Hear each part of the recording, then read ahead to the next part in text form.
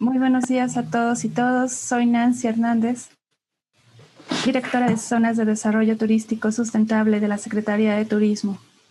Saludo con gran entusiasmo a nuestros panelistas y a todas las personas que nos están acompañando de manera virtual en esta sesión de webinar Buenas Prácticas, 4 casos de éxito de empresas turísticas sostenibles, la cual se desarrolla en el marco de la Macrorrueda de Turismo de la Alianza del Pacífico. Thank you very much, and a good day to everyone. I'd like to just begin by sharing my thoughts for safety and the well-being of the Mexican communities in Cancun and Quintana Roo that are currently this morning, as I speak to you right now, facing a very difficult hurricane. So we wish them safety, we wish them well as they deal with this situation. We're in a global transformation of the tourism industry. I think all of us know that the pandemic has revealed that there can be no personal health and well-being without planetary health and well-being. We need to understand that the travel industry basically sells nature and culture. That's really what the travel industry offers as its products. If you see even on the screen the beautiful pictures from Chile, from Colombia, from Mexico and Peru, again, what do we see? The beauty of nature. We see culture. And of course, we see discovery and learning.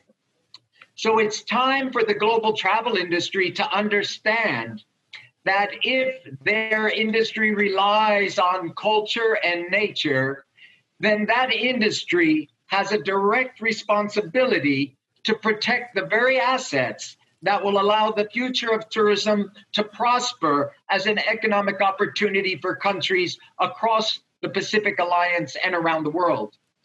The most important lesson we have learned in the last 40 years when it comes, for example, to the conservation of biodiversity is that unless the people who live closest to what you want to protect become your partners and your allies, then conservation will always face a difficult challenge to succeed in protecting our environment and protecting our natural resources.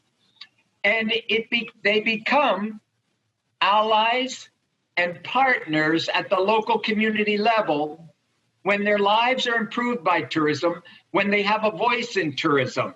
So we know that key to the success of the industry is also to uplift the lives of local communities around the world that live in some of the most beautiful places that tourists also want to see and that conservationists are working to protect.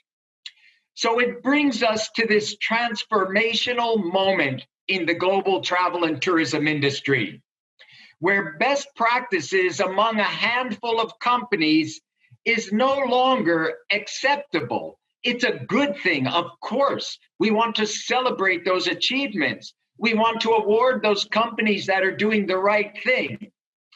But we need to move beyond 10 or 20 or 30 best practice companies in the world in sustainable tourism. And we need to expand this to tens of thousands of companies. We need to move in the direction where the very word tourism itself immediately means, of course, sustainability, not as something we do as an extra, not as something that some companies do because they care, but that the very definition of travel and tourism embodies these principles of sustainability. And we're beginning to get there. There's good news. For example, the Travel Corporation, which is also active in all of the countries that will be on the panel here, is one of the largest travel groups on the planet. It represents 48 different travel companies. Just 2 weeks ago, they launched a global initiative and plan called How We Can Travel the Right Way, specifically how to tread right as travelers and as tourism companies. This is a bold move for one of the largest travel companies in the world. Similarly, a travel company known as Intrepid, which I'm sure many of you know because they're also active in the Latin American region, announced just a few weeks ago the publication of a 10-step quick guide to decarbonize your travel business. This is the sharing of best practices that will allow all travel companies to see how they can quickly address the issues around climate change by reducing their carbon footprint. So these are good signs, but we need more. We need governments to completely change the way they measure tourism success. We need to move beyond numbers and measure the success of tourism based on positive impact on improving local people's lives, protecting nature, and celebrating and preserving cultural heritage around the world and the wonderful diversity that makes our planet and our many cultures such a unique and special place when we travel. We need national tourism incentives at the government level that prioritize and benefit those companies that are committed to sustainable tourism, giving them priority with permits, giving them priority with licensing, and giving them tax benefits compared to companies that are not committed to sustainable tourism. And we're beginning to see that change happening too. Yesterday, the Ministry of Tourism of Colombia introduced into Congress a national sustainable tourism policy in which they are asking Colombia's legislatures to create a legal framework to make sustainable tourism the guiding law for how Colombia will develop its tourism industry. This is the kind of leadership that the world needs right now. Similarly, in other parts of the Pacific Alliance, meaning other areas such as Thailand in Asia, has recently announced a national policy in sustainable tourism. And in 2021, the Pacific Island nations, which incidentally includes countries like Chile with Easter Island as being part of that country, will gather to advance a global initiative on ocean-based solutions in the Pacific to address climate change, and sustainable tourism will be one of the most important platforms. So this year, actually, in the next couple of months, there will be another announcement, and that is the premiere of a new full-length documentary film called The Last Tourist. Part of that film was taking place in the country of Ecuador. And that film, again, is calling on a new vision of tourism based on care for people, care for wildlife, and care for the planet.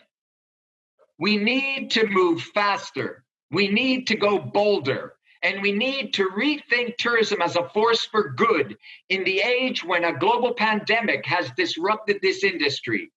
We need to understand that there will be no future for tourism without the protection of our planet. And of course, we're now understanding that without the protection of our planet, there can be no health and well-being for each of us.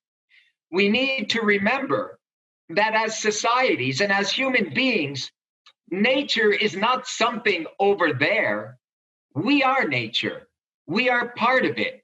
In protecting our planet, we protect ourselves. In protecting our planet, we protect the future of a vibrant and profitable tourism industry to help uplift communities around the world. And it's my belief that the Pacific Alliance can and is helping to make this happen. And I wish all of you success in your conference today, and thank you very much.